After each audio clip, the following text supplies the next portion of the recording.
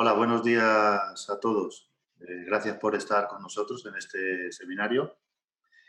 Y bueno, pues hoy vamos a hablar sobre adicciones y para ello tenemos una persona que para mí es muy especial, que además admiro muchísimo, que es una gran profesional, que acumula mucha experiencia en este ámbito de las adicciones, tan complicado como a veces desconocido. Y de verdad, para mí es un honor tenerte aquí. Ella es Patricia Zori, es psicóloga general sanitaria y experta en adicciones. Y seguro que con lo que ella nos va a contar podemos aprender un montón de cosas, porque el enfoque que ella da al tema de las adicciones es un poco distinto porque incluye muchos factores. Y yo creo que eso nos va a ayudar a entender mucho mejor cómo es el proceso cómo se genera una adicción y qué podemos hacer para ayudar a la persona con adicciones. Patricia, bienvenida. Muchas gracias Buenos días, Manuel. por darnos esta charla. Y bueno, pues somos todo oídos para escucharte y aprender de ti. Así que cuando quieras. Pues buenos días a todos y a todas. Muchas gracias por estar aquí. Y vamos a empezar. Pues como decías, Manuel, las adicciones son bastante complejas de tratar, sobre todo porque involucran un tratamiento muy complejo y muy completo en el que no solamente abordaremos al paciente, sino abordaremos también dinámicas familiares y bueno, el cambio que tiene que generarse a nivel terapéutico es casi de 180 grados, te diría. Entonces, un poco de primer vistazo, mi forma de entender las adicciones y la forma para mí más fácil, que es integrar todo, no solamente quedarnos en la patología, sería hablar también del trauma y del apego. A lo largo de esta pequeña presentación voy a dedicar un tiempo a hablar del apego, de los modelos operativos internos, que aunque los centraremos en las adicciones, sí que es algo que yo creo que nos sirve para cualquier paciente o para cualquier situación en la que nos encontremos en terapia, porque donde va a centrar el peso va a ser en la alianza terapéutica. Yo creo que es algo que todos y todas habremos estudiado, habremos trabajado en él, más o menos, y en el caso de las adicciones se convierte en algo fundamental, el generar vínculo debido a la complejidad del tratamiento. Si hay vínculo terapéutico, tenemos bastante éxito del tratamiento ya conseguido. Entonces, hablaremos un poquito muy por encima de trauma. No entender solamente el trauma como un trauma complejo, al que a lo mejor estamos acostumbrados más a escuchar, que sería pues a lo mejor abusos sexuales, bullying, maltrato infantil, sino también al trauma simple que se puede dar en las relaciones tempranas, en las primeras relaciones que se generan con nuestras figuras fundamentales de crianza y de cuidado. Esto nos va a llevar a hablar del apego, luego hablaremos de la adicción como tal, como entidad psicopatológica y a nivel también de funcionalidad del síntoma, y luego ya la familia, que sería el entorno, entendiendo al paciente siempre en un ámbito no solamente clínico, sino biopsicosocial, ¿no? Teniendo una visión más holística de la situación. Centrándonos ahora al inicio un poquito en las adicciones, no he querido entrar en criterios diagnósticos como tal, DSM, CIE, porque creo que es algo que todas tenemos bastante a mano y que podemos consultar en cualquier momento, así que lo voy a reducir más en lo que son los 4 pilares que yo creo que son importantes que tenemos que tener en cuenta más allá del malestar clínico significativo que el paciente nos pueda manifestar, ¿no? El malestar subjetivo. Cuando hablamos de un problema de adicciones, hablamos de que existe un deterioro social, de que existe un consumo de riesgo, tendremos criterios farmacológicos cuando estamos hablando de adicciones a sustancias y algo que caracteriza las adicciones es la dificultad en el control o la falta absoluta de control sobre la conducta, en este caso de consumo. Deterioro social, hay una ruptura en la vida del sujeto, existe una dificultad para realizar tareas del día a día, el consumo continuado a pesar de los problemas que se derivan de el aislamiento, la ruptura con los círculos sociales que esta persona acostumbraba a tener El consumo de riesgo tiene que ver con la parte en la que la persona sigue consumiendo a pesar de que estén sucediendo dificultades o consecuencias negativas en su organismo. Aún así, ahí existe una conciencia relativa sobre las consecuencias de este consumo, esta ambivalencia. También veremos un poquito más adelante o algo que caracteriza las adicciones es la falta de conciencia del problema, ¿no? La falta de conciencia de enfermedad. En cuanto al consumo en sí mismo, la cantidad cada vez se consume más. El deseo de regular el consumo, los intentos fallidos. Este es un área que va a ser interesante preguntar al paciente en terapia, y es que la mayoría de los pacientes que acuden a terapia ya han intentado dejar de consumir por su propia voluntad. Es tras varios intentos fallidos cuando deciden pedir ayuda. El tiempo de consumo, siempre increciendo, y el craving, que sería la parte más orgánica, ¿no? Ese deseo intenso y prolongado de consumir en el cual el organismo pide la sustancia para intentar encontrar la propia homeostasis y el propio equilibrio del organismo. Si hablamos de sustancias, tenemos que hablar de los criterios farmacológicos, que serían la tolerancia y la abstinencia. La tolerancia es la necesidad de consumir cada vez más sustancia para obtener los mismos efectos, y la abstinencia, que aparecería cuando se corta el consumo, ¿no? El organismo pide sustancia para llegar otra vez a ese equilibrio, ¿no? Estaría relacionado con el craving. Oye, Patricia, una cosa. Sí.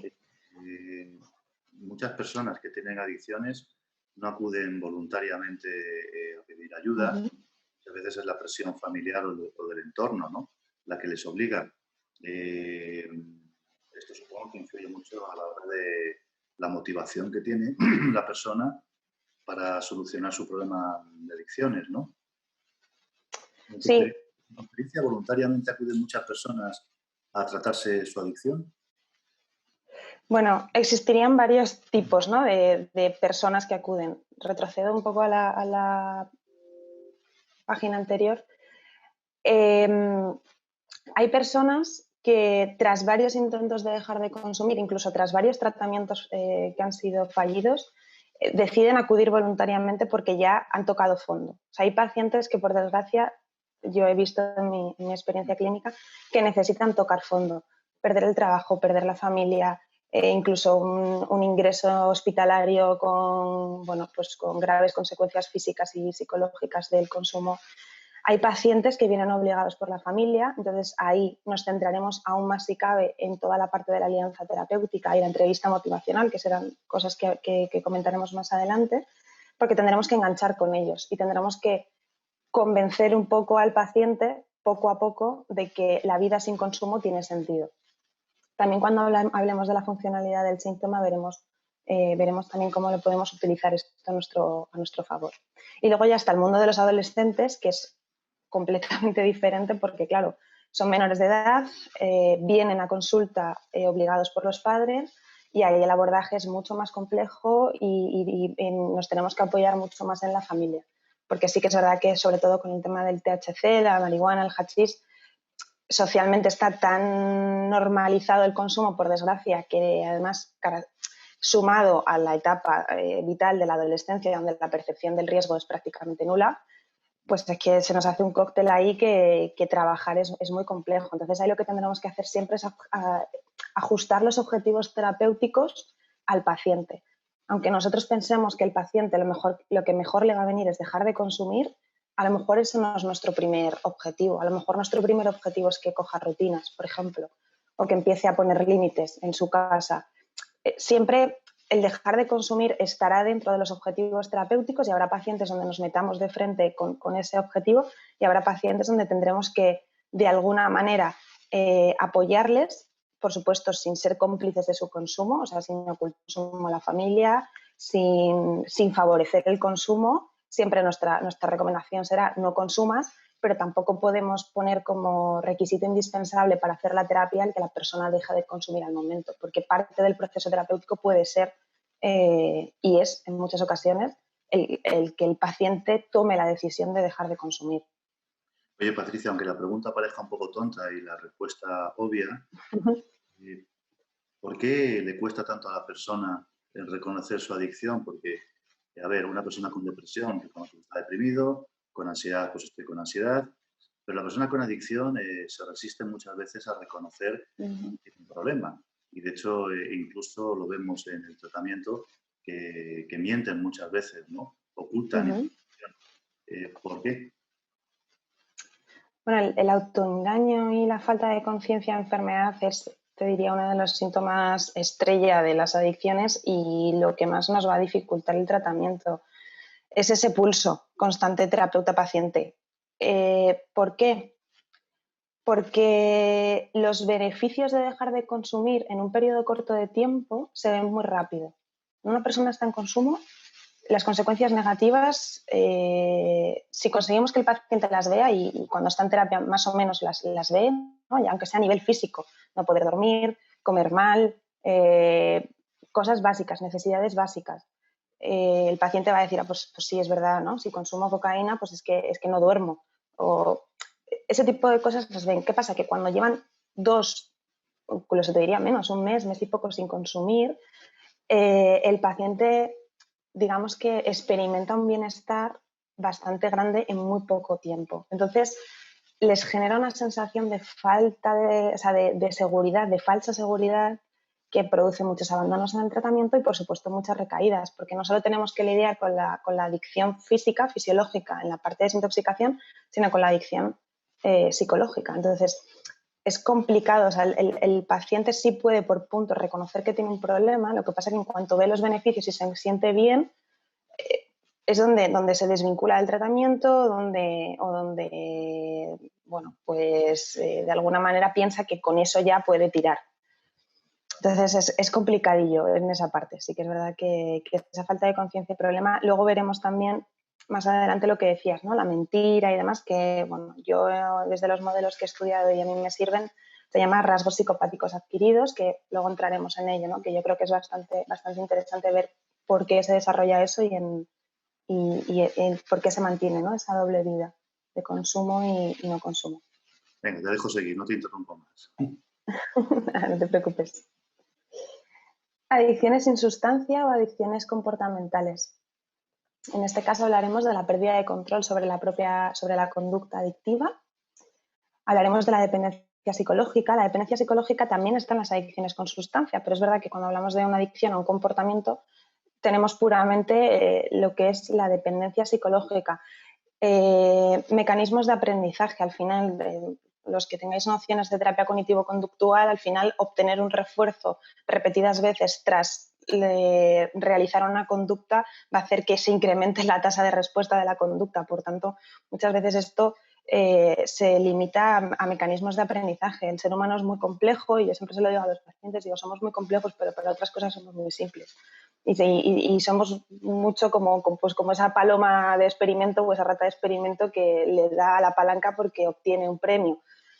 En algunas cosas funcionamos así, funcionamos por hábitos y funcionamos por rutinas y no todas son buenas. Entonces, pues las adicciones comportamentales surgen un poco, ¿no? en este sistema de refuerzo. Hablamos de adicción a una conducta cuando interfiere gravemente en el desempeño de la vida del sujeto. Suelen ir acompañados de otras adicciones. Existen adicciones puras de comportamentales, pero generalmente están acompañadas del consumo de sustancias. A lo mejor no de una adicción a otra sustancia, pero sí de un abuso. Ludopatía y alcohol es una de las típicas, o ludopatía y cocaína también. O sea, no suelen ir únicamente al comportamiento o el sexo, ¿no? Que me decías tú antes que luego hablaríamos de ello. La adicción al sexo, pues si el paciente consume sexo en prostíbulos, por ejemplo, el consumo de alcohol y de cocaína en ese tipo de ambientes está bastante normalizado. Entonces, al final, pues también se generan otro tipo de adicciones. ¿Qué tipos de adicciones comportamentales tenemos? Pues bueno, juego, ludopatía, compras, sexo, dependencia emocional, adicción a las relaciones. Los trastornos de la conducta alimentaria.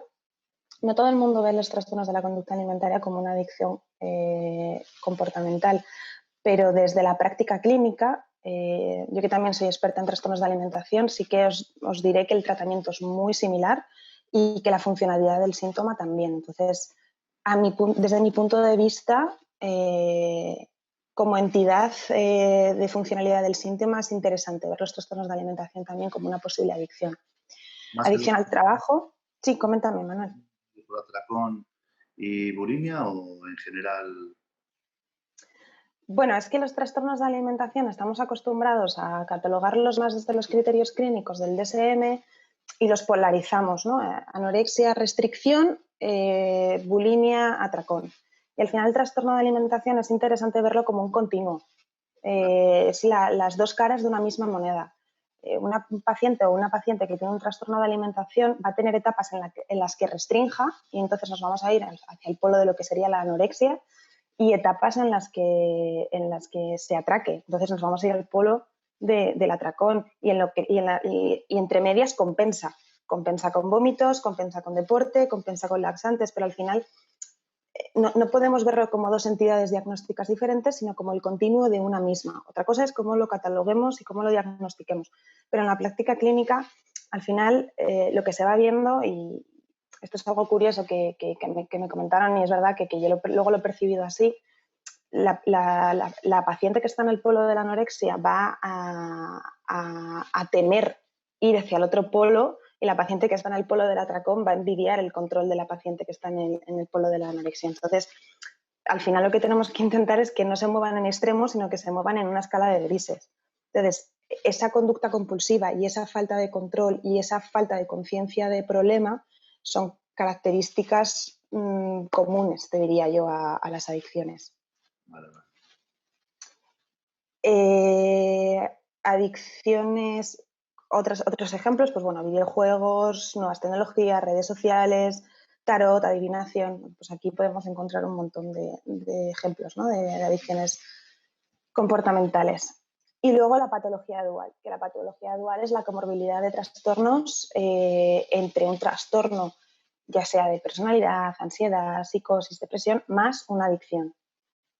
Que bueno, que la patología dual veremos que es muy común, que es muy complicada y que son pacientes además que por desgracia rebotan mucho entre los profesionales, porque son pacientes que cuando están en picos por ejemplo, de psicosis o de depresión o de ansiedad, se derivan a salud mental. Cuando se estabilizan un poquito en salud mental, recaen en el consumo, entonces se les deriva a temas a recursos de adicciones como el CAT o el CAI. Al final son pacientes que van siempre rebotando los pobres como una pelota que al final no los atiende nadie. Entonces son un poco los olvidados y los complejos de los tratamientos y la verdad es que en este campo dual yo creo que todavía nos queda mucho por trabajar y por estudiar porque sí que es cierto que complejiza mucho el tratamiento. Bueno. Ciclo de la adicción. Brevemente, ¿por qué se perpetúa la adicción? Más allá del reforzador del que hablábamos, os ponía de ejemplo al principio, ¿no? Al inicio de yo realizo una conducta, obtengo un reforzador. En el consumo, por ejemplo, de las sustancias, al inicio sí, la persona consume, los efectos de euforia y de gratificación del consumo de la sustancia hace que vuelva a repetir la conducta, pero ¿por qué una persona sigue consumiendo cuando obtiene consecuencias negativas? Porque cuando yo obtengo un castigo, aún así repito la conducta. Bueno, pues es bastante simple, pero yo creo que lo explica muy bien. Ante una situación de conflicto, una situación de dificultad de manejo, aparecen emociones intensas de ansiedad, de bajo estado de ánimo y la persona busca evadirse de ese malestar, busca evitar ese malestar y aquí aparece el consumo. Aparece el consumo como una herramienta, como algo externo que me ayuda a autorregularme. A corto plazo obtengo ese reforzador de euforia, de gratificación, pero a largo plazo lo que obtengo son sentimientos de vacío, porque el problema, la necesidad que yo he generado, no la he solucionado. Es como si yo tengo hambre, pero decido que, bueno, pues que me tomo un ibuprofeno. Vale, el ibuprofeno me puede quitar el dolor de cabeza, pero el hambre no me lo quita. Entonces, ese vacío sigue estando ahí. Después de ese vacío aparecen los sentimientos de culpa y de soledad. He vuelto a consumir, ¿por qué consumo? El malestar no desaparece, incluso el malestar se incrementa. Nuevamente la necesidad de buscar la evasión, de buscar una evitación y vuelve a aparecer el consumo. Y así estaríamos metidos en un ciclo, en un círculo en el cual se perpetúa el consumo y no se cubre la necesidad. ¿Alguna pregunta? Estabas ahí. No, no, está interesante. Luego, al final, haremos preguntas al respecto de lo que comentas, pero queda Vale. muy, muy claro y además es importante ese énfasis en que, bueno, uno puede de repente sentirse mejor por el consumo, pero que eso añade sensación de vacío, ¿no? Que puede perpetuar el consumo. Nada, sigue, sigue. Es que lo cuentas tan Vale. bien, me parece tan interesante. Ah, bueno, vale, gracias. Si no se me entiende algo o me lío yo misma, por favor, Lo me cuentas decís. genial porque te expresas maravillosamente, Patricia. Así que sigue. Apego. Vamos a hablar del apego. Ya os digo que aquí yo lo voy a centrar en las adicciones, pero el apego sirve, vamos, los que lo habéis tenido la oportunidad de estudiar en la carrera, nos sirve para cualquier paciente que se nos ponga delante, ¿vale? ¿Qué es el apego? Bueno, el apego, todas las personas desarrollamos el apego, ya sea mejor o peor, pero desarrollarse se desarrolla. ¿En qué? En base a sus relaciones tempranas. Se desarrollan los esquemas mentales y los modelos de relación que tienden a ser estables. Luego hablaremos de cuánto de estables tienden a ser, ¿vale? Porque en esto hay debate. El cuidador, la principal figura de cuidado del niño o de la niña, que normalmente son los padres, aunque no siempre es así, tiene que ser una base segura y tiene que ser un refugio seguro para el niño. En todo esto, en toda esa interacción, el niño va a generar y a modelar sus interacciones con sus cuidadores en función de lo que aprende a esperar de ellos. En función de lo que los cuidadores le dan, el niño desarrolla unos sistemas de exploración y desarrollará un tipo de sistema de apego. En la diapositiva siguiente se ve un poquito más claro y más explicado. En función de qué estrategias desarrolla el niño y de qué tipo de interacciones desarrolla el niño, vamos a ver tres tipos de apego. Ahora los explico. Los estilos de apego se agrupan en función del nivel de seguridad que manifiesta el niño y de las estrategias que va a desarrollar para gestionar ese punto de acercamiento retirada, de proximidad retirada con respecto al cuidador. Tendríamos el apego seguro, el apego inseguro y el apego desorganizado. El apego seguro es el ideal, que yo creo que muy poquita gente tiene. El apego inseguro sería, teníamos los dos polos dentro del apego inseguro, el ambivalente resistente y el evitativo, y luego el apego desorganizado, que es el que habla directamente de trauma. El apego desorganizado no nos vamos a meter directamente en él porque sería trauma y eso ya nos daría pues, para otro seminario completo. ¿Cómo se desarrolla el apego? ¿Cómo son las figuras de apego para que un niño o una niña desarrolle según qué tipo de apego y qué consecuencias tiene esto en el niño o en la niña? El apego seguro se desarrolla cuando la figura de apego se muestra disponible, se muestra responsiva y ayuda en la relación emocional. ¿Qué consecuencias tiene esto? Una mejor autoestima, una mayor facilidad para confiar en los demás. El apego evitativo, la figura de apego se muestra rechazante, se muestra insensible, se muestra, el propio nombre indica, evitativa hacia el niño. ¿Qué hace el niño? Desactiva la conducta de apego. El niño decide, no lo decide conscientemente, lo decide, digamos, adaptativamente. Nos adaptamos al entorno para sobrevivir, aunque la adaptación no implique salud. O sea, tú te puedes adaptar a un entorno, aunque no sea la opción más saludable. Se maneja el estrés con contención emocional, con desconfianza, autoestimas más narcisistas, con una autonomía exagerada, se minimizan los efectos negativos de las circunstancias y de los acontecimientos, evitación emocional, no busca, no espera apoyo ni intimidad en las relaciones, ni empatía. Es una forma de protección. Cuando yo he necesitado algo, la necesidad no ha sido cubierta. Como no ha sido cubierta, aprendo a gestionármela yo. Por tanto, estos pacientes son los pacientes llevan por bandera el lema de cuanto más sola mejor, cuanto más solo mejor, en el sentido de las cosas por mí mismo o por mí misma funcionan mejor que cuando alguien me ayuda. El ambivalente resistente, la figura de apego es impredecible. A veces cubre la necesidad, a veces no la cubre. ¿En función de qué? No hay control. El niño no controla en función de que su figura de apego, su padre, su madre, su abuelo, su abuela, va a cubrirle la necesidad. Y además, cuando la cubre, no la cubre en base a lo que necesita el niño, sino a lo que necesita el adulto. Ahora os pondré un ejemplo para que podáis ver en todo, ¿no? Y quedará más claro. Y cuando cubre la necesidad en ocasiones es de manera intrusiva, es de manera invasiva. ¿Qué hace el niño? Hiperactiva la conducta de apego. ¿Qué genera esto? Dificultad en la exploración, el niño no explora, el niño no tiene miedo, tiene rabia, el autoestima y el autoconcepto, por supuesto, se ven muy comprometidos y las relaciones suelen ser ansiosas y polarizadas, con bastante miedo al abandono y tendencia a la dependencia en las relaciones.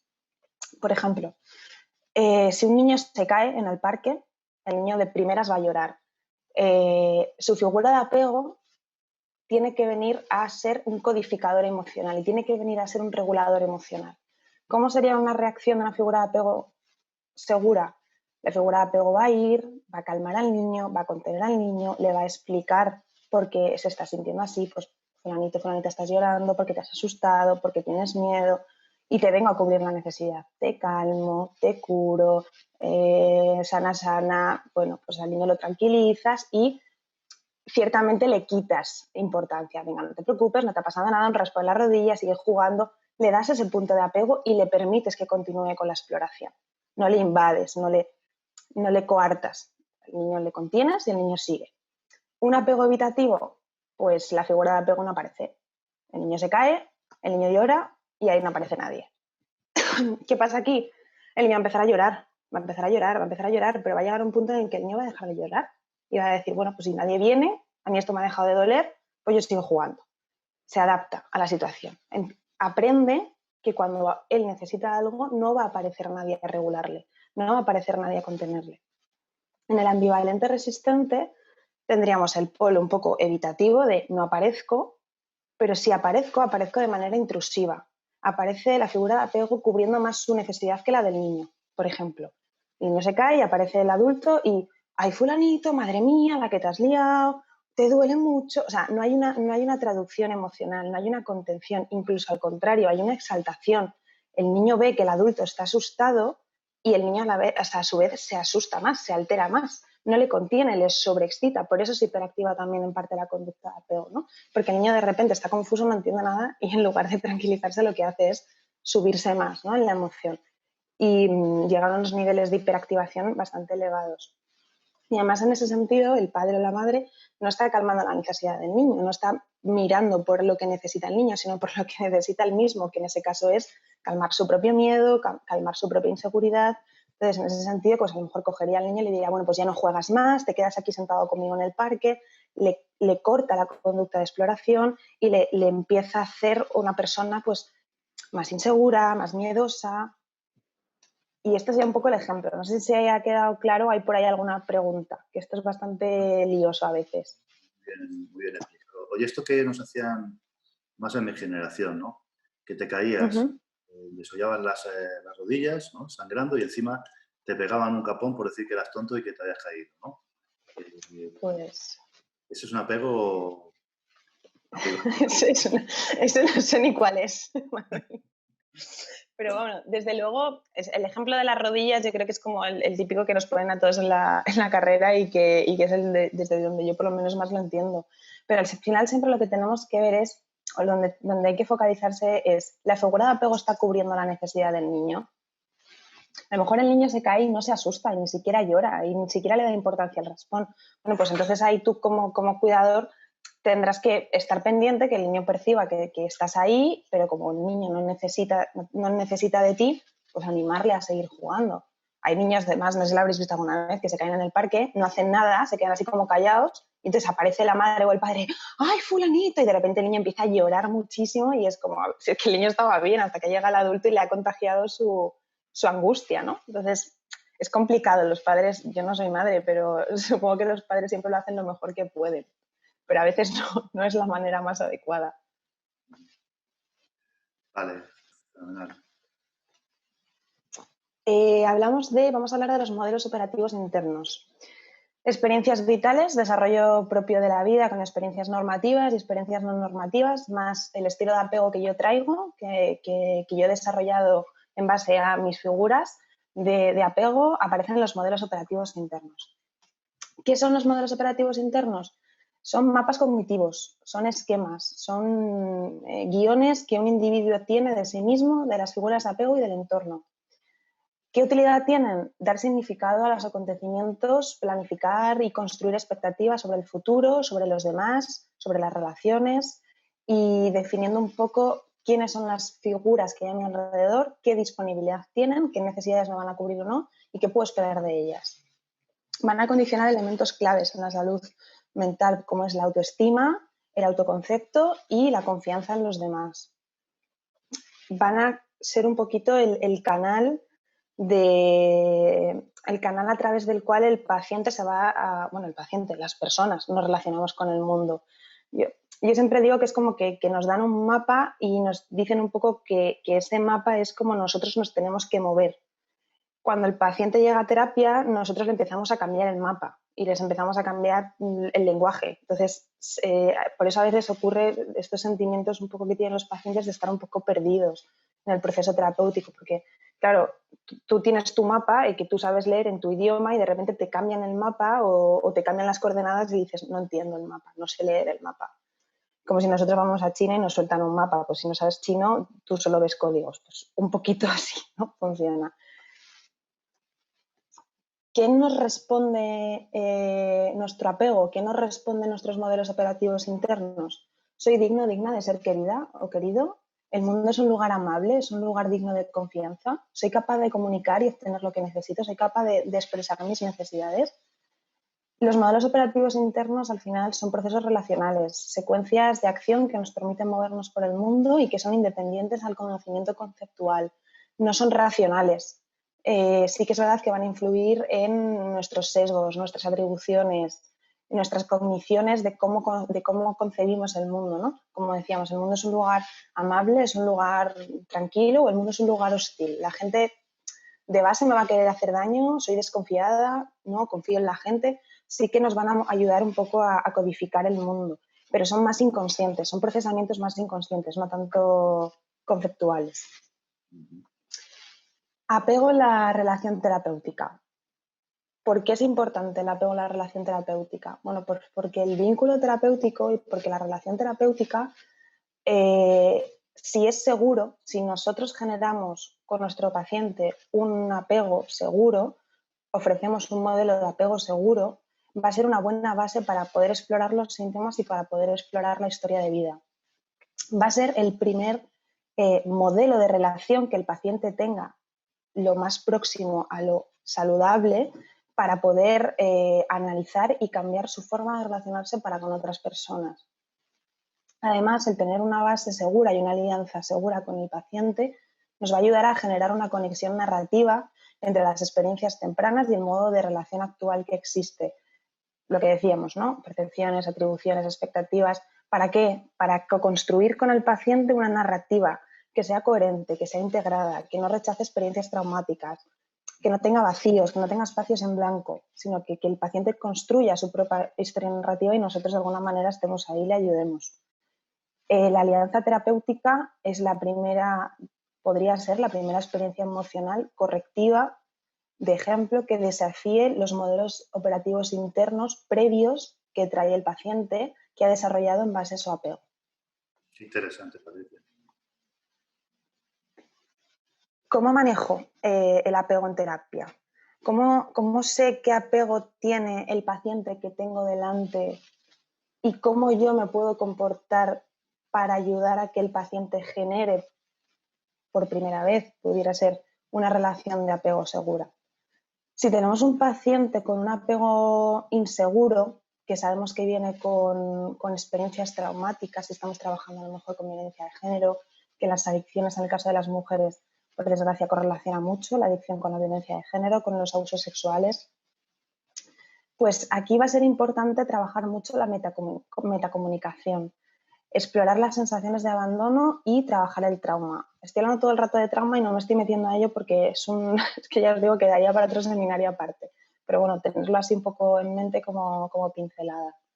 En un apego evitativo, una persona que tiene apego evitativo, como hemos dicho, son personas que se protegen, que construyen un muro a su alrededor. Claro, cuando yo construyo un muro a mi alrededor para protegerme, me protejo de lo malo, pero también me protejo de lo bueno. Entonces, son personas que les cuesta confiar y que les cuesta generar una relación. Entonces, al inicio, en la terapia, deberemos de intentar centrarnos en tareas concretas, en una comunicación más racional, no entrar directamente a hablar de emociones. Si entramos de frente a hablar de emociones, podemos asustar, entre comillas, ¿no?, a la persona o de alguna manera hacer que pierda adherencia al tratamiento, porque le vamos a estar hablando en un lenguaje que sus modelos operativos no contemplan. Ojo con la... Dime. Porque hay que tener cuidado con las autorrevelaciones del terapeuta en este tipo de apego.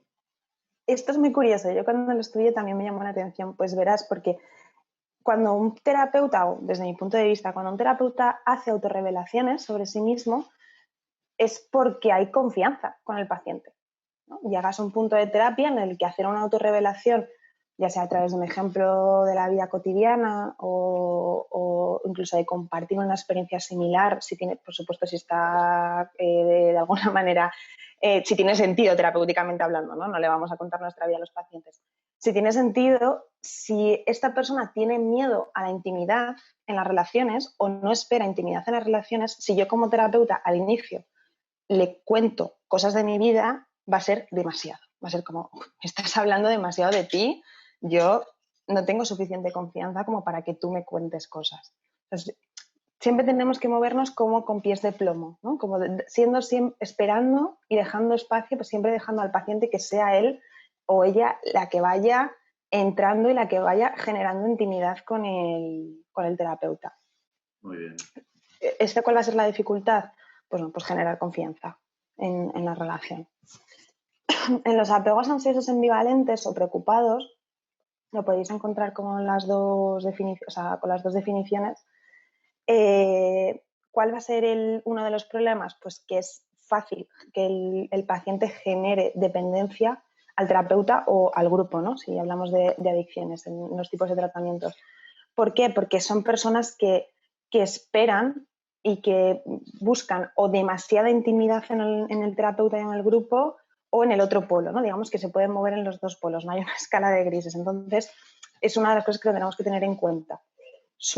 Esto es importante también, suelen idealizar a los terapeutas, incluso a los compañeros. Entonces, ese miedo a decepcionar a esa figura que por fin nos va a cubrir las necesidades, que por fin va a estar ahí para mí, lo que hace es que el paciente oculte información, porque poner al mismo nivel el hacer un buen tratamiento. Son esos pacientes obedientes, ¿no? Que le dices algo y lo hace y no lo cuestiona. Entonces, ahí hay que tener cuidado, primero, por respetar la libertad propia de cada sujeto, que no podemos ser paternalistas, y segundo, porque podemos generar unas expectativas en el paciente que lo que hagan es que nos sesguen toda la intervención, porque el paciente nos va a contar lo que cree que queremos escuchar.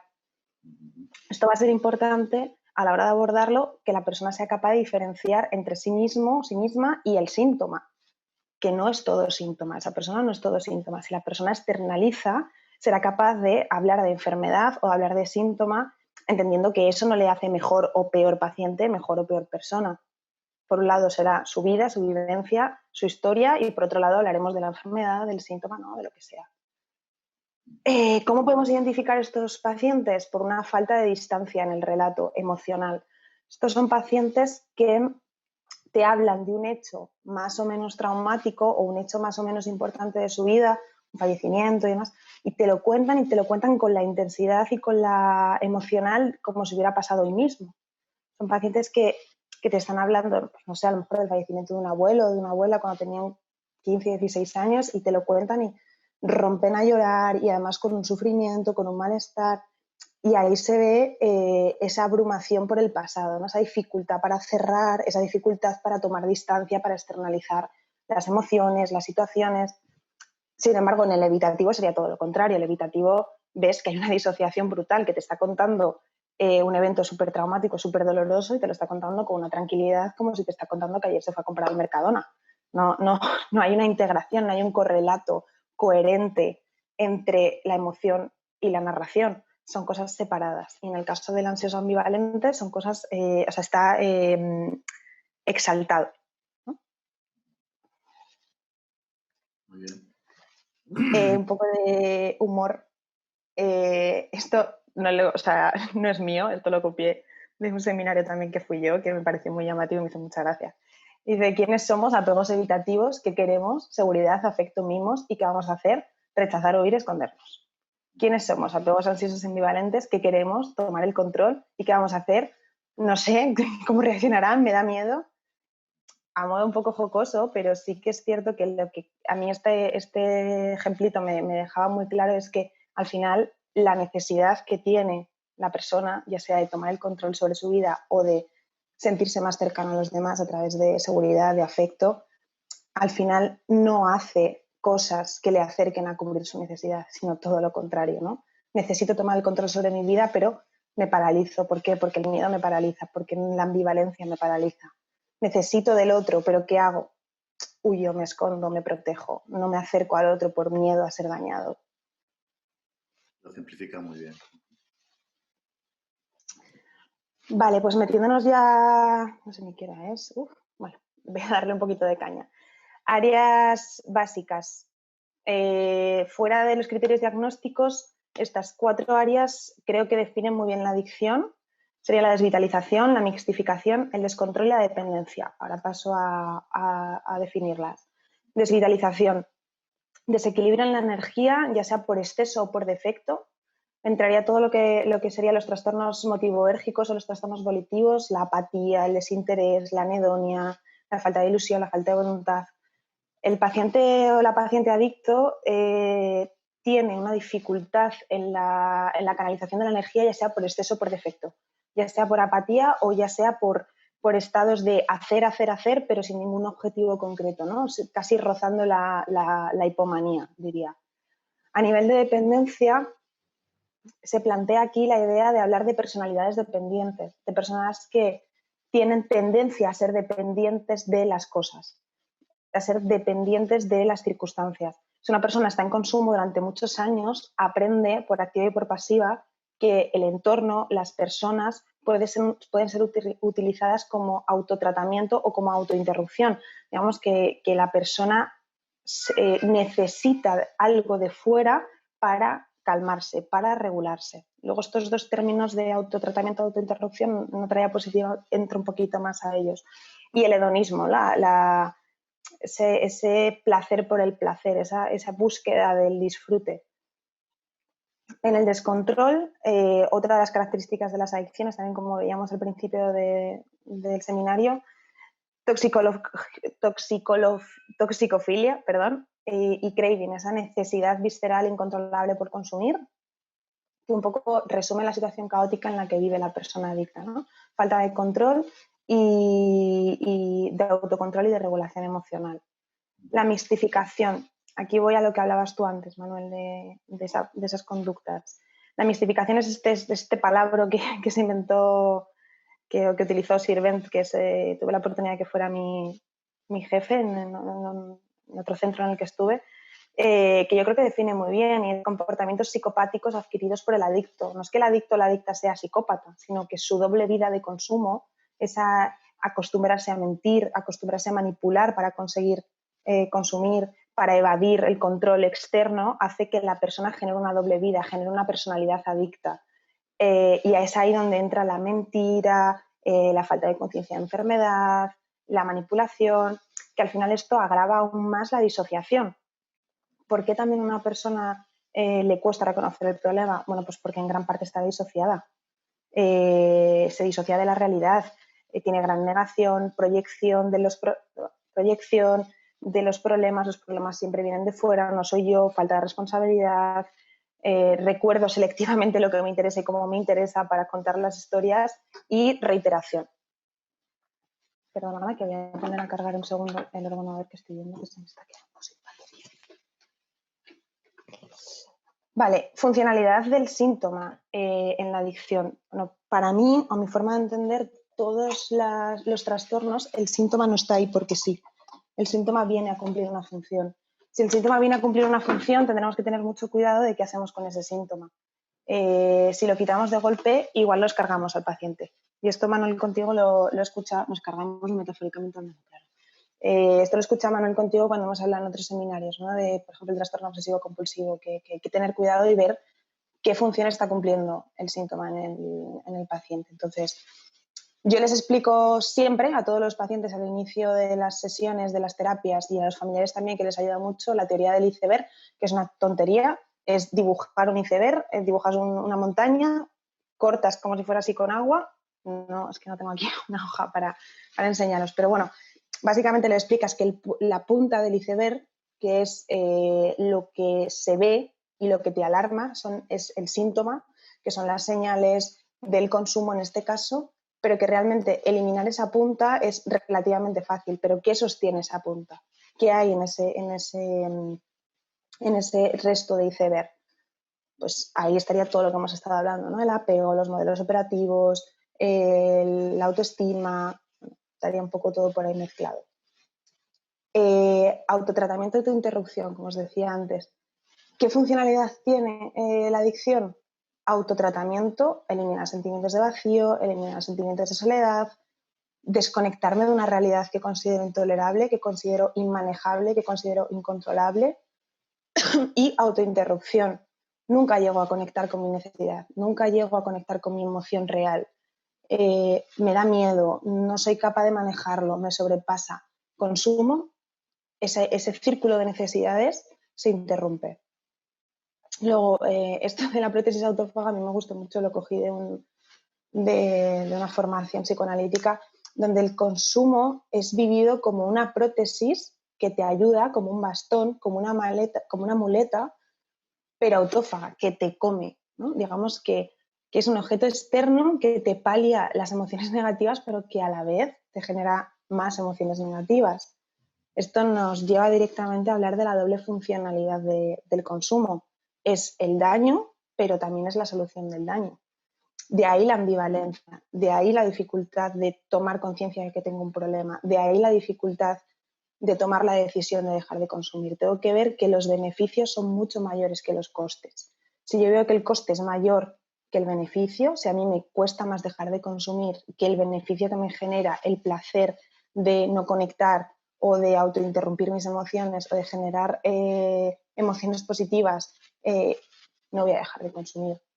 De ahí la importancia de que parte del tratamiento esté en reconocer las partes positivas que tiene el consumo. Que el paciente vea que empezó a consumir y que mantuvo su consumo porque le aportaba cosas buenas. Y ese aportar cosas buenas tendrán que trabajarlo como parte del duelo, porque tenía una funcionalidad, porque tenía una utilidad, porque el personaje de consumo que se desarrolló en la persona tenía unas claras funciones que ahora ya no tiene, ¿no? Entonces, ahí el yo se ve muy comprometido. ¿Cómo vamos? Vamos muy bien. Vale.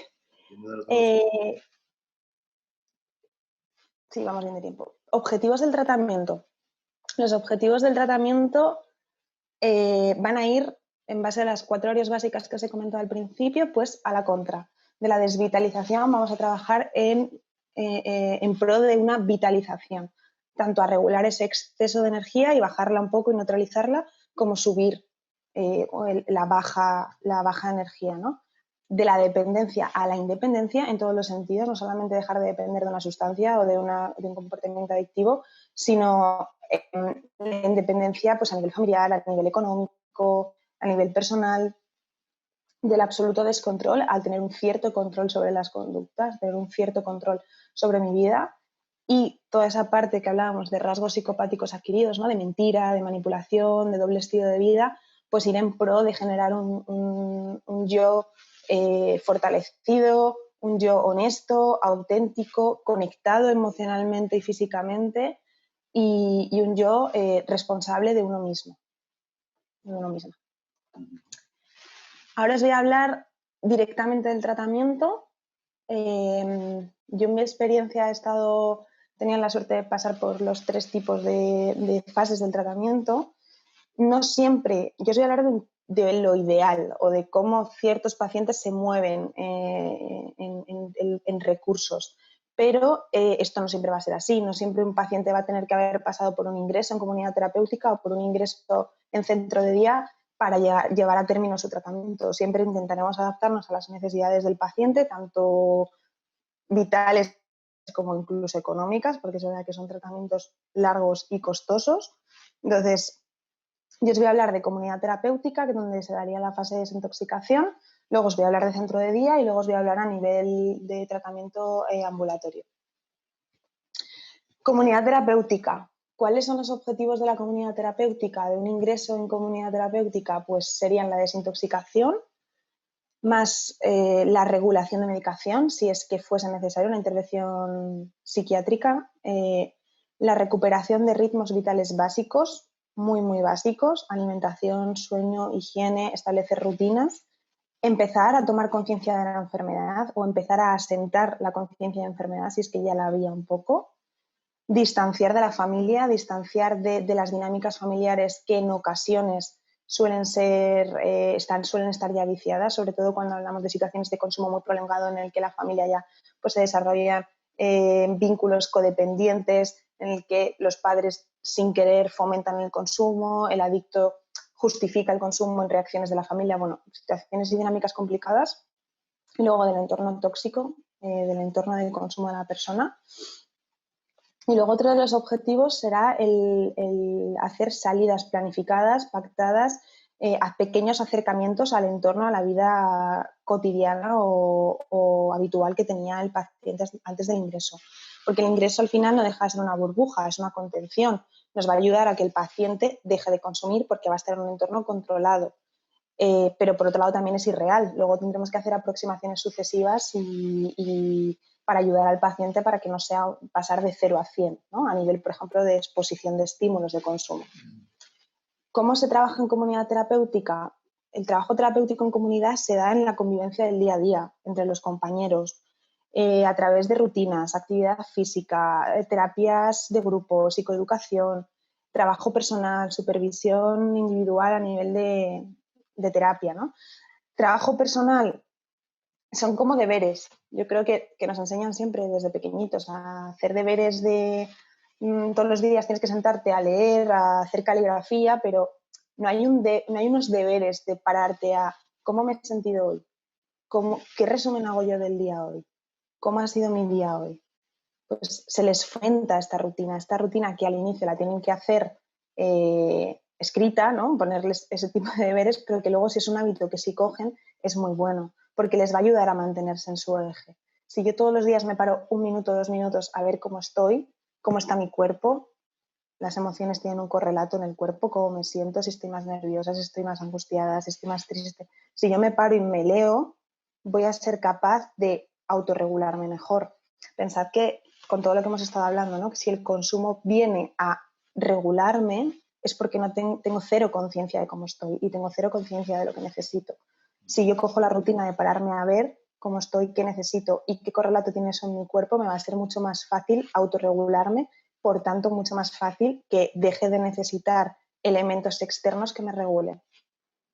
¿Qué duración tienen estos tratamientos? Bueno, la duración de los tratamientos de adicciones son largas, por eso yo os hablo de cosas aproximadas. Mínimo, un ingreso en comunidad terapéutica, 2-3 meses. Máximo, 6-9 meses. ¿Qué dificultades hay en esta fase del tratamiento? Pues la creación del grupo. Son grupos, generalmente grupos grandes, 40, 50, 60 personas, gente que viene y va. Entonces, generar grupo, generar cohesión de grupo es complicado. Además, va a estar muy condicionado por el tipo de pacientes que estén. Los pacientes antiguos suelen ser los pacientes que ayudan y que dan acogida a los pacientes nuevos. Si el paciente antiguo que yo tengo no está muy estabilizado en el grupo, cómo me va a hacer la acogida, cómo me va a ayudar a acoger al paciente nuevo, ¿no? Todo esto, medirlo y controlarlo, entre comillas, a la medida que se puede controlar, es muy complicado. O sea, leer el timing que tiene el grupo en ese momento y cuáles son las necesidades del grupo va a ser algo fundamental que vamos a tener que hacer y que vamos a tener que adecuar todas las psicoeducaciones, todas las terapias al propio grupo en sí mismo. No podemos coger un tratamiento y replicarlo, ¿no? Siempre tendremos que ver qué pacientes tengo en ese momento. Dificultades añadidas, patología dual, ¿no? Y al final, pues, las necesidades de los pacientes son totalmente diferentes. Entonces, cuando tenemos un grupo mixto, que generalmente se tiene, adicciones más puras y adicciones con patología dual o con trastorno mental grave, pues vamos a tener que ser muy cuidadosos a la hora de generar subgrupos y de estar atentos, ¿no? De cómo esos pacientes se integran en el grupo general. Recomendaciones, pues no mezclar hombres y mujeres en el tratamiento. principalmente para evitar situaciones incómodas, para evitar líos entre pacientes, porque esto sucede. Son personas que, como ya decíamos, tienden a necesitar del exterior para regularse y pues cuando ocurre esto juntamos a muchas personas con muchas necesidades y en momentos un poco críticos de su vida en un espacio cerrado, pues a veces nos encontramos con que se nos va al garete un tratamiento porque dos pacientes se enamoran y se quieren ir. Entonces, para evitar este tipo de situaciones, lo mejor es separar. Y sobre todo y más importante, porque las necesidades al inicio de un tratamiento en hombres y mujeres son bastante distintas.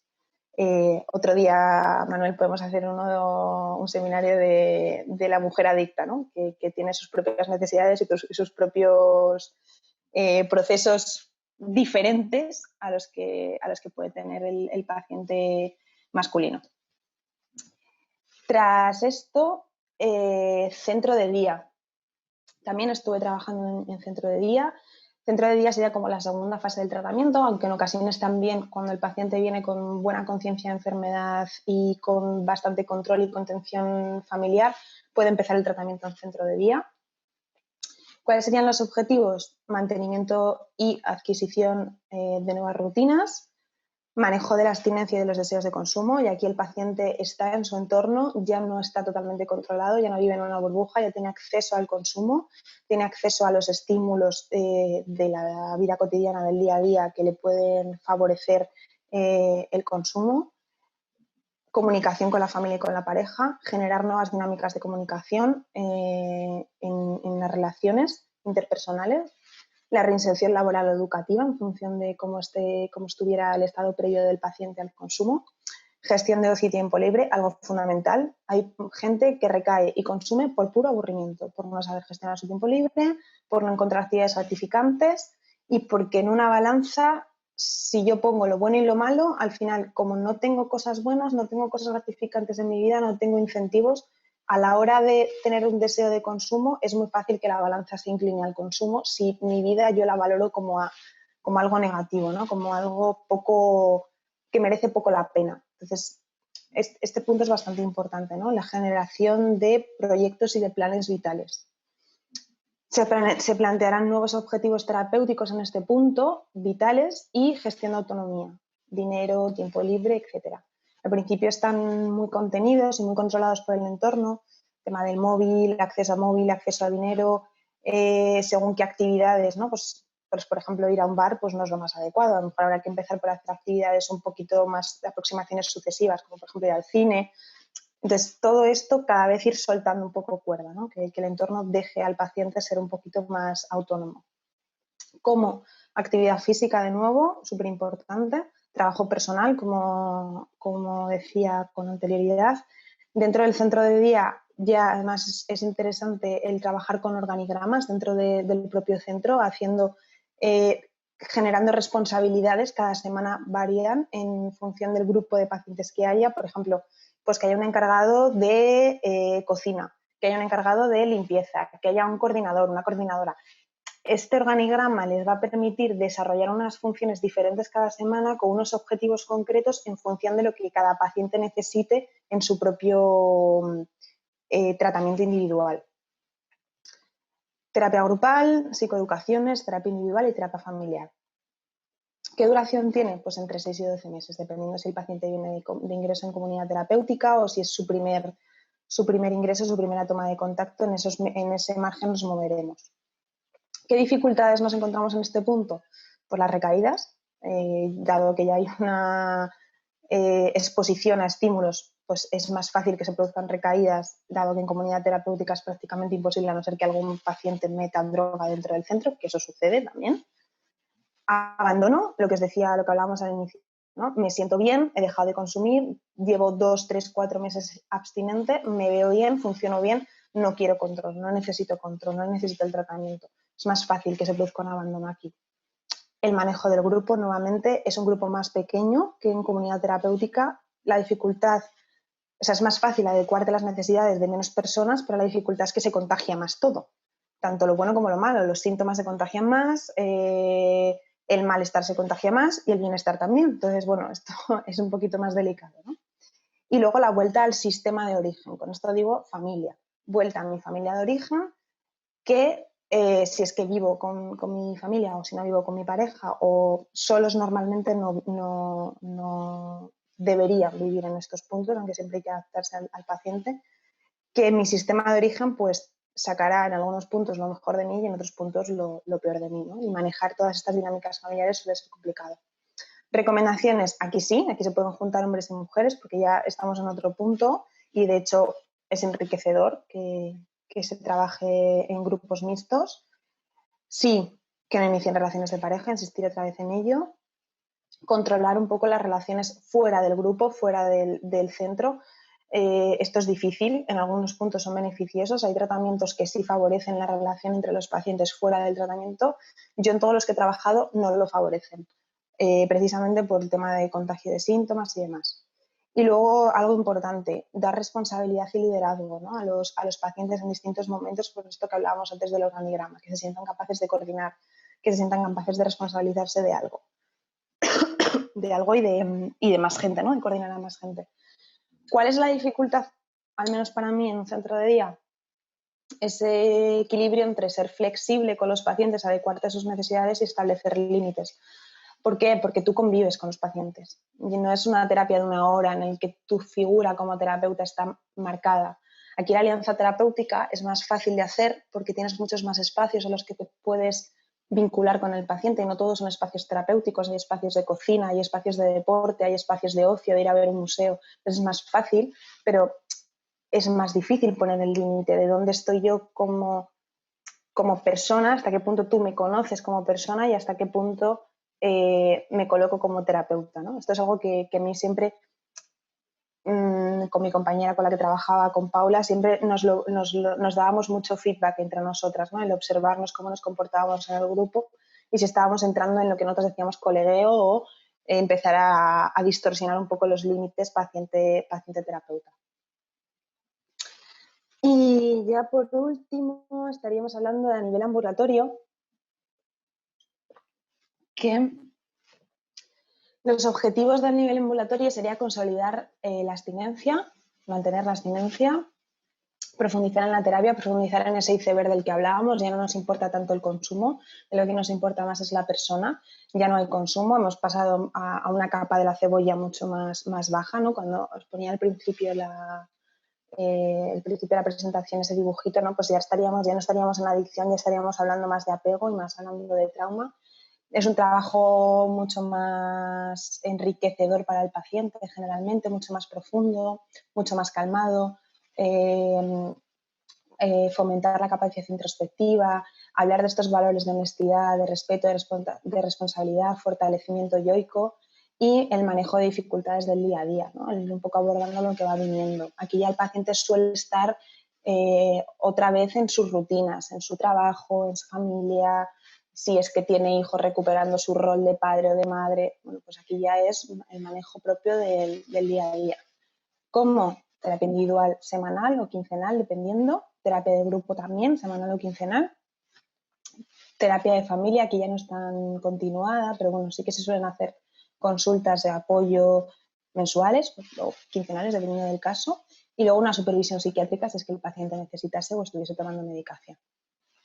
Duración, pues entre 1 y 2 años, dependiendo.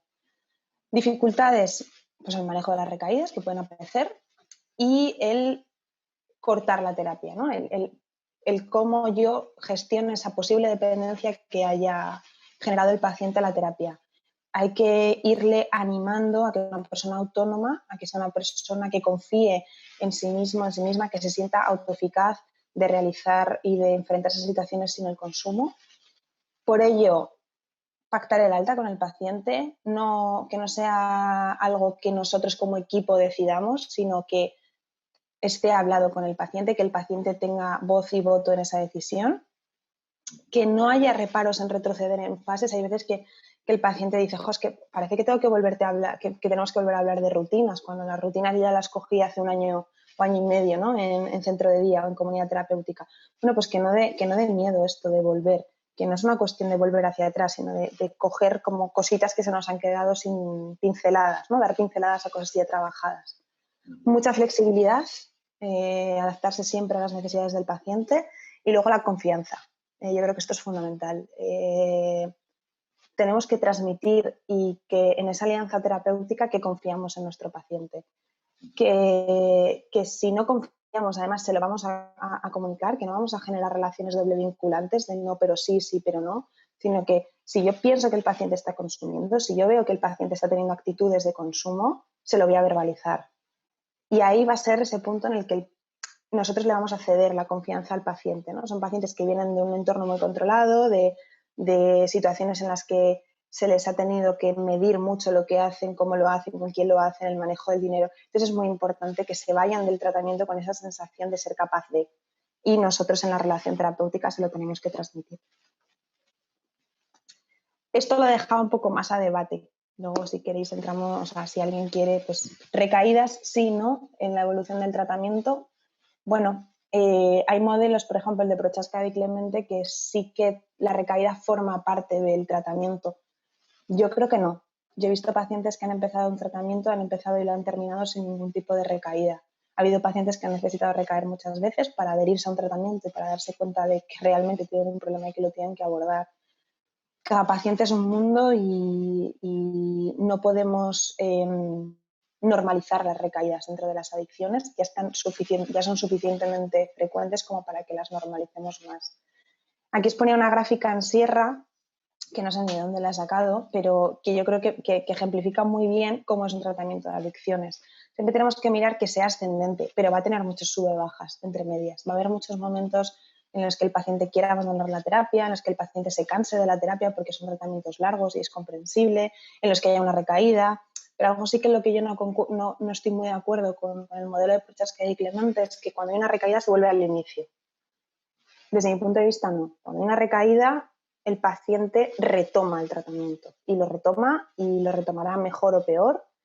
Los pacientes que recaen siempre dicen que aprenden de las recaídas, pero también dicen que se las podían haber ahorrado. Entonces, yo con esas cosas, con esas experiencias me quedo. Y bueno, pues esto sería todo. Muchísimas gracias por escucharme.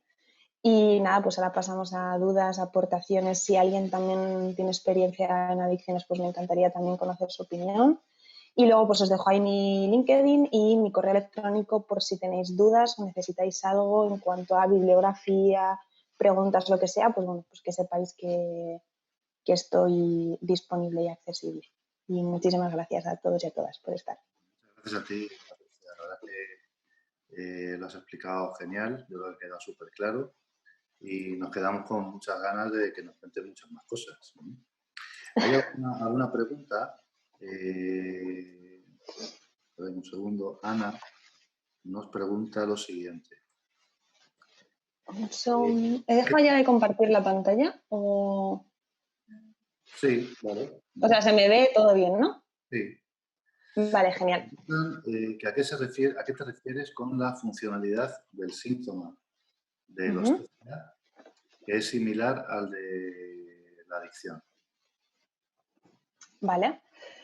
He puesto de ejemplo el TCA porque antes lo habíamos hablado, ¿no? Del TCA, pero es como comentaba, desde mi punto de vista, todo síntoma, me da igual que sea adicciones, depresión, ansiedad, tiene una función. Quizá la ansiedad se ve más claro, ¿no? Cuando un paciente tiene ansiedad y su cuerpo le externaliza de algún modo, pues si que sea un ataque de pánico, un ataque de ansiedad, está cumpliendo una función. Es hasta cierto punto saludable el que a mí me salte una alarma de, oye, que algo está pasando, que no duermes bien, que no comes bien, que te palpita el corazón. ¿Qué pasa en tu vida para que tu cuerpo te esté externalizando así, para que te esté somatizando así? En el caso de las adicciones, tendría que ver con todo lo que hemos estado hablando, de autorregulación y demás, y en los trastornos de alimentación, pues en parte es lo mismo. O sea, al final el comer es un comer emocional, es un comer para rellenar ese vacío, para regularme emocionalmente. No, siento que no controlo nada. Al final las pacientes digo pacientes en femenino porque generalmente son mujeres. Yo con hombres he visto más trastornos por atracón, pero sí lo que es ese polo restricción atracón lo he visto más en mujeres. Es lo único que puedo controlar. Llega un punto en el que la persona se siente tan perdida, se siente tan abrumada que ¿qué es lo único que puedo controlar? No puedo controlar mi trabajo, no puedo controlar mi familia, no puedo controlar mis relaciones, pero sí puedo controlar lo que como y el que como y el cómo lo como. También se desarrollan a raíz de esto muchas conductas obsesivo-compulsivas con la comida, cómo lo como, los colores, la forma de organizarlo, en qué medida, incluso se desarrollan rituales en el vómito, como X en tanto tiempo estoy en el baño, tanto, o sea, yo he tenido pacientes de comer en un determinado tiempo, siempre de pie, después voy al baño, preparar un barreño de agua caliente, lavarme las manos, provocarme el vómito, parar unos segundos, volverme a provocar el vómito, o sea, se desarrolla un tipo de conducta que tiene una funcionalidad como el trastorno obsesivo-compulsivo, como tú comentas, Manuel, de calmar la ansiedad, ahí está mi función, calmo la ansiedad, y por otro lado me manejo emocionalmente, me alivio malestar. Un poco también como las autolesiones, ¿no? El vómito también es es un ejemplo muy bueno de autolesión, de no puedo hacer verbalizar lo emocional y necesito llevarlo a lo físico. Entonces me corto para llevar el dolor, hacerlo algo traducible, hacerlo algo manejable. No sé si con esto he contestado a la pregunta de... Fenomenal, o sea, genial. Nos dicen también que les gustaría saber más sobre diferentes necesidades entre hombres y mujeres en las comunidades terapéuticas.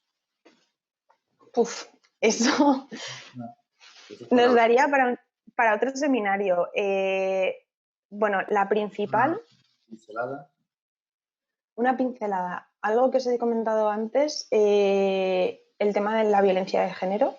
O sea, yo creo que eso es fundamental. Por desgracia, pues mi trabajo de fin de máster fue sobre dependencia emocional y violencia de género y hablaba de que una mujer con adicciones tiene entre 5 y 7 veces más posibilidades de sufrir violencia de género y abusos físicos y sexuales que una mujer que no tiene adicción. Entonces, esto ya nos está diciendo que el consumo es un factor de riesgo para sufrir violencia en la mujer. Por tanto, si hablamos de trauma, en el caso de las mujeres, es mucho mayor que en el de los hombres. También hay hombres que su consumo está derivado de un trauma, pero la proporción es muy diferente. Y luego también, en cuanto a las mujeres, en la convivencia y en el día a día, si vienen de un consumo en el que, pues, por ejemplo, han estado ejerciendo la prostitución o han vivido situaciones de violencia, ya sea en casa, a lo mejor convivir con hombres de primeras es bastante aversivo para ellas y bastante violento para ellas. Y generar un espacio de intimidad y de comunicación grupal con más hombres, que además esos hombres pues están trabajando también en su propia empatía y en su propia asertividad, que al principio pues no la tienen muy desarrollada, pues es un poco complicado. Vale. Nos preguntan más cosas también. Varias preguntas. ¿Qué dificultades has encontrado en el trabajo con las familias, con personas con adicción? Uh-huh. Coméntanos un poquitín. A ver, Lo más llamativo. lo más llamativo son las dinámicas de codependencia, en el que esto no me he metido mucho en el seminario a tocarlo, pero al final, un ejemplo muy claro. Una madre dedica la mayoría de su tiempo y de su vida a cuidar a su hijo o a su hija adicta. Su hijo o su hija adicta deja de ser adicto, deja de tener ese rol dentro del sistema familiar. Ella como madre o como mujer dentro del sistema pierde su rol, pierde su funcionalidad. Su tendencia va a ser a recuperarlo. Entonces, ¿qué pasa? Que aquí se ve como el padre o la madre que cumple ese rol favorece dinámicas y circunstancias en las que inconscientemente quiere, lo cojo con pinzas esto, que su hijo o su hija enferme, porque para él tiene una funcionalidad que su hijo o su hija esté enfermo. Entonces, romper estas dinámicas y hacerle entender a un padre o a una madre que sin quererlo está siendo partícipe en el consumo de su hijo o de su hija al que tanto quiere y al que tanto quiere ayudar y al que tanto sufrimiento le causa que consuma, es complicado. Es complicado hacerle entender esto a un padre o a una madre, sobre todo porque es como casi responsabilizarles un poco del consumo. Entonces, es complicado. Y luego, bueno, dificultades en familia, trabajar con familias, pues toda la complejidad que tiene el trabajo con una familia, ¿no? De aliarte con todos los miembros, no posicionarte con unos sí, con otros no, que te vean como un miembro neutro, digno de confianza y de ser confiable para todos los miembros. Esto es muy complicado. Esto es muy complicado. Esto nos lo preguntaba Paula, que además te da las gracias y la enhorabuena por la exposición, y terminaba preguntando, al hilo de lo que has dicho de la codependencia, que ya lo has contestado, que si es útil trabajar o hacer terapia familiar o multifamiliar, ¿no? Que ya has comentado que es importante, efectivamente. Multifamiliar es súper útil. Además, ahora con el tema del COVID es un poco puñeta porque los grupos terapéuticos los tenemos en el centro donde yo trabajo, los tenemos reducidos a 6 pacientes y no estamos pudiendo hacer sesiones multifamiliares y son súper necesarias, que entre padres, entre hermanos, entre parejas se escuchen y vean que no son los únicos que lo viven así, claro, que normalicen un poco lo que está pasando. Y es verdad que sí que es necesario hacer sesiones multifamiliares. Qué bien. El tiempo se nos va, ¿no? Estaríamos contigo hablando sobre estas cuestiones mucho tiempo, y yo te voy a invitar desde aquí ya a que tengamos otro seminario en el que nos hablemos de trauma, y sí tenemos pendiente, para que las personas que nos escuchan lo sepan, pues queremos hacerte una entrevista, un vídeo, ¿no? Para que nos hables, colgarlo luego en YouTube, y bueno, pues que nos cuentes cosas al hilo de lo que hoy nos has expuesto, ¿no? Y muy bien expuesto además. Quería comentar que el seminario que hemos tenido con Patricia lo vamos a colgar en YouTube, para que bueno, pues lo podamos ver otra vez tranquilamente y, en fin, ahondar un poco más en lo que ella nos ha explicado. Me están diciendo por aquí que explica genial, que muchas gracias, que enhorabuena. La verdad que nos ha encantado a todos escucharte, lo has expuesto genial. Y bueno, pues no sé si quieres añadir alguna cosilla más, Patricia. Nada, que muchísimas gracias a todos y a todas las que estáis por ahí, que espero que os haya gustado y que haberme explicado lo suficientemente bien, y que si tenéis alguna duda o alguna pregunta que no dudéis en poneros en contacto conmigo o bien a través de Manuel, que él y yo también estamos en contacto, y nada, que muchísimas gracias y que espero que os haya sido de utilidad. Genial. Pues gracias a todos los participantes de este seminario. Muchísimas gracias a ti, Patricia. Estamos en contacto y bueno, pues nos remitimos a un nuevo seminario que haremos pues en 3-4 semanas, bueno, siguiendo abordando temas que puedan ser de interés. Patricia, un beso muy fuerte, estamos en contacto. A ti, Manuel, muchas gracias por la invitación, un placer. Gracias a todos, buenos días, hasta luego.